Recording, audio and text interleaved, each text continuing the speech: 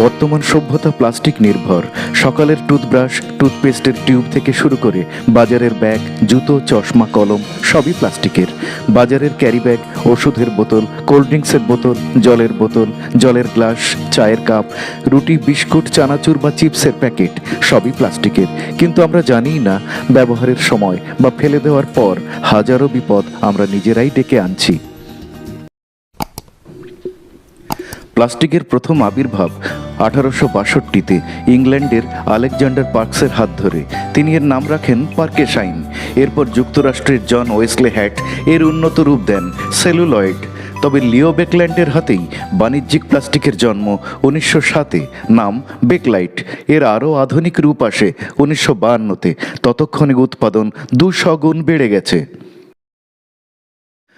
আজ আমেরিকায় পৃথিবীর সবচেয়ে বেশি প্লাস্টিক উৎপাদিত হয়, বছরে প্রায় 42 মিলিয়ন মেট্রিক টন, যা চীনের বার্ষিক গড় উৎপাদনের দ্বিগুণ আর সারা ইউরোপীয় দেশগুলোর সম্মিলিত গড় উৎপাদনের চেয়েও বেশি।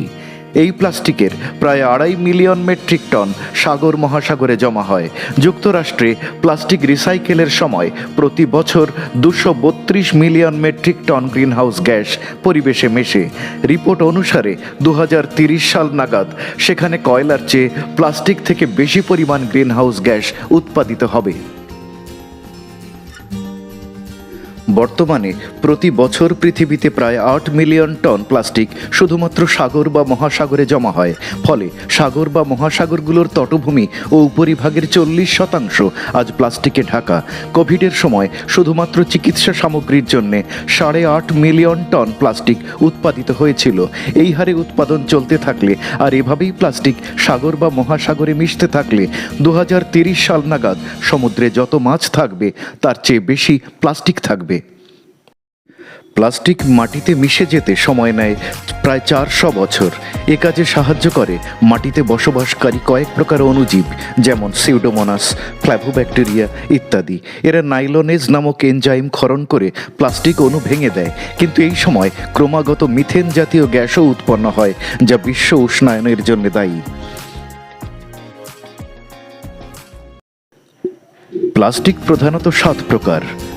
পলিএথিলিন টেরিপথ্যালেট বা পিইটি খাদ্য ও পানীয় প্যাকেজিং, কোল্ড ড্রিঙ্কসের বোতল ইত্যাদি তৈরিতে ব্যবহৃত হয়। এতে থাকা অ্যান্টিমনি ট্রাইঅক্সাইড ক্যান্সার তৈরি করতে সক্ষম। হাই ডেনসিটি পলিএথিলিন HDPE ঘনতন্তুযুক্ত ও মজবুত শ্যাম্পুর বোতল, জুসের বোতল, ঔষধের বোতল ইত্যাদি তৈরি হয়। অতি বেগুনি রশ্মির প্রভাবে এর থেকে নির্গত রাসায়নিক মানবদেহে হরমোন নিঃসরণে বাধা দেয়। পলিভিনাইল ক্লোরাইড বা PVC মূলত জলের পাইপ তৈরিতে ব্যবহৃত হয়। তাছাড়া খেলনা, রক্তের ব্যাগ, মেডিকেল সামগ্রী ইত্যাদি তৈরি হয়। এ থেকে খরিত রাসায়নিক অ্যালার্জি ও ক্যান্সার সৃষ্টি করতে পারে। লো ডেনসিটি পলিএথিলিন LDPE খুব পাতলা, নরম আর সস্তা। ক্যারি ব্যাগ, রুটির প্যাকেট, দুধের প্যাকেট, চা, কফি, কোল্ড ড্রিঙ্কসের কাপ, জলের বোতল ইত্যাদি তৈরিতে ব্যবহৃত হয়। একে রিসাইকেল করা খুব কঠিন। ব্যবহারের পর তাই এদের আর সংগ্রহ করা হয় না, পড়ে থাকে চারদিকে যত্রতত্র। বস্তুত এই জাতীয় প্লাস্টিকই বর্তমান পরিবেশের আতঙ্ক। পলিপ্রপিলিন PP মাঝারি শক্ত ও তাপ সহনশীল।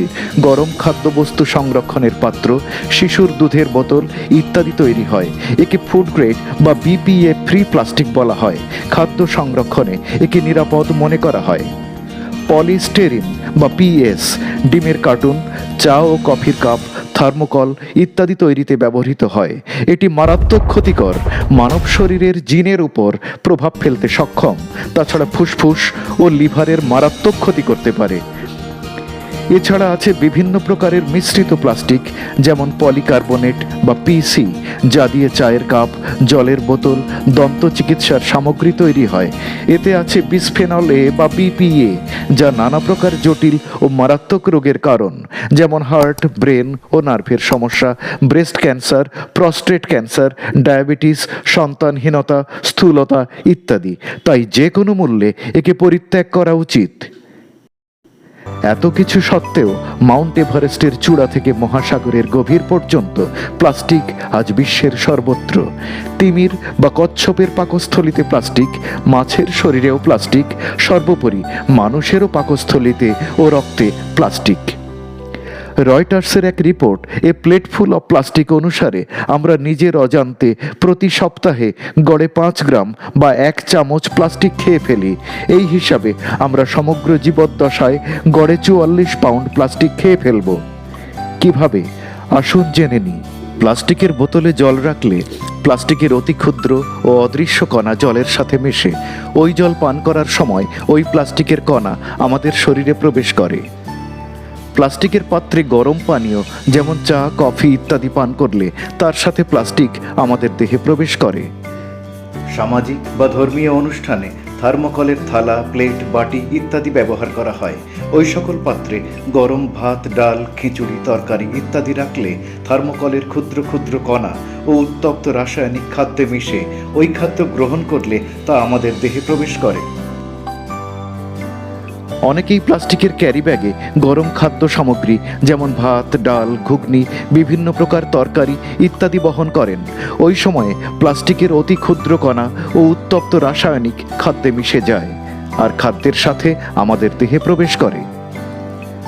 প্লাস্টিক সামগ্রী প্রস্তুতি ও রিসাইকেল করার সময় বিষাক্ত গ্যাস ও রাসায়নিক নিঃসৃত হয়, যা নিঃশ্বাস প্রশ্বাসের সাথে ও ত্বক বা চামড়ার ভিতর দিয়ে শরীরে প্রবেশ করে। মশা তাড়াতে আমরা রাস্তায়, দোকানে, বাজারে ডিমের কার্টুন পোড়াতে দেখি। পোড়ালে এর থেকে এক প্রকার ঝাঁঝালো গ্যাস বা ধোঁয়া নির্গত হয়। এতে মশা তো চলে যায়, তবে আমাদেরও চোখ জ্বালা করে, দম বন্ধ হয়ে আসে। এই কার্টুন প্লাস্টিকজাত সামগ্রী, এর দহনের ফলে যে গ্যাস নির্গত হয় তা মানুষের পক্ষে অতি মারাত্মক। এ থেকে হাঁপানি, ফুসফুসের রোগ, চোখ ও স্নায়ুর রোগ ইত্যাদি হতে পারে। এভাবেই প্লাস্টিক আমাদের দেহে প্রতিদিন প্রবেশ করছে বিভিন্নভাবে। আমরা দেখতে পাই না, বুঝতে পারি না। প্লাস্টিক ফেলে দিলে মাটিতে মিশে যায় না, বরং মাটি ও জল দূষিত করে। পুড়িয়ে ফেললে বাতাস ও স্বাস্থ্যের ক্ষতি করে। আবার রিসাইকেল করাও অত্যন্ত কঠিন ও অস্বাস্থ্যকর। তাই যদিও প্লাস্টিক বর্জন প্রায় অসম্ভব, তবে তার ব্যবহার কমানো প্রয়োজন। অপ্রয়োজনে ক্যারি ব্যাগ নয়, বিস্কুট, চিপস, চানাচুর, আচার, গুটখা, পান মশলা বা শ্যাম্পুর প্যাকেট যত্রতত্র ফেলা নয়। থার্মোকলের কাপে চা বা কফি পান একেবারেই নয়। আর সর্বোপরি প্লাস্টিকের বোতলে জল খাওয়া একেবারে নয়। আসুন প্লাস্টিক মুক্ত সভ্যতা গড়ি, নিজে বাঁচি, পরিবেশ বাঁচাই।